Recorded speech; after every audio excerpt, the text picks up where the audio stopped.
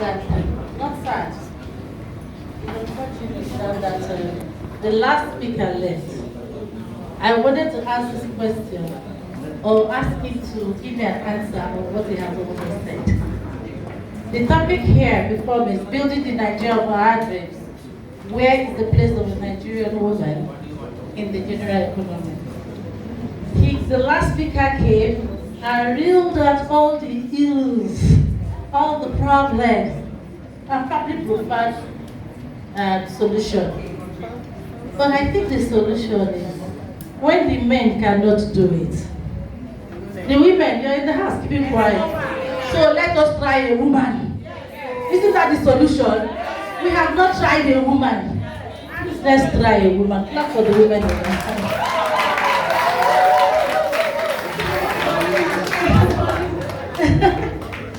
So if I want to take it from where is the place of a Nigerian woman. Actually, nation building starts from the home. It starts from us, the women. We are the mothers of these leaders, either man or woman. And it depends on the training you give them right from home. If you're a Christian, you have Christian homes. Am I right? And the Bible also tells us that if you teach the child the way of the Lord, as he grows, he won't depart from it. And that has helped me too. I feel women have conscience. Yes, reasonably they have conscience. Let's leave the few ones on the other side of the divide.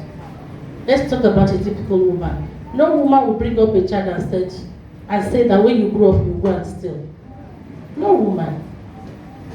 Rather, they will say, I want you to be a doctor, a lawyer. In the 80s, but right now, most of them want them to be governors and senators and all the rest. But we thank God. I'm just saying that if you build a woman, you build a nation. We keep saying all this. So why won't you just give women a chance? That's from the ethical perspective. From the political perspective, I am a full-time grassroots politician. Yes. I got an award from one of you here, Tower Awards, some 7-8 years ago. He's around. For mobilization. Grassroots mobilization. So if I had an award for that, you know that I know what it entails in the grassroots. And I find that we the women, we push the men to go and vote. We push the youth to go and vote. So the power and the gift God has given us, can't we use it in administration too? I've always been in committees that always an all-men committee. And they will ask me, are you not scared? You're sitting with, like, okay, let me give you an example. I was a member of the CPC Major Committee, inaugurated by GMB then, now PMB. I was the only woman of the 18 members to go and talk on behalf, to have negotiation with other parties that later became APC. And they will ask, are you not scared? Are you not? I said, no. Because if there's nothing I'm bringing, because these people are, let me say, I was a greenhorn then, there's the warmth I bring in. When there's a quarrel, that's when you know you look for a woman to start, because you have to start massaging all their egos to get what the woman wants you to get. So God has given us that inbuilt gift. You can imagine this hall with all men and not a woman.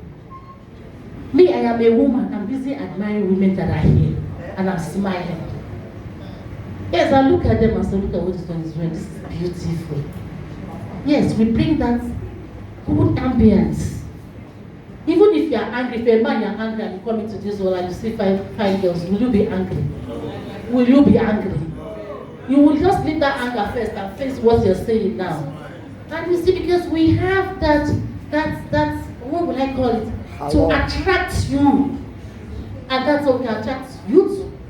If a man talks to a child and he doesn't listen, let the woman talk to him or her. She will tell the child, how I carried you for 9 months. How I backed you for 3 years. How when there was not at the one, you see that the child will just melt. Why don't you let us use that our gift, to lead? I headed an agency. I'm immediate past executive director of Lagos International Trade Management Board. While I was in trade fair, you can check behind me, and that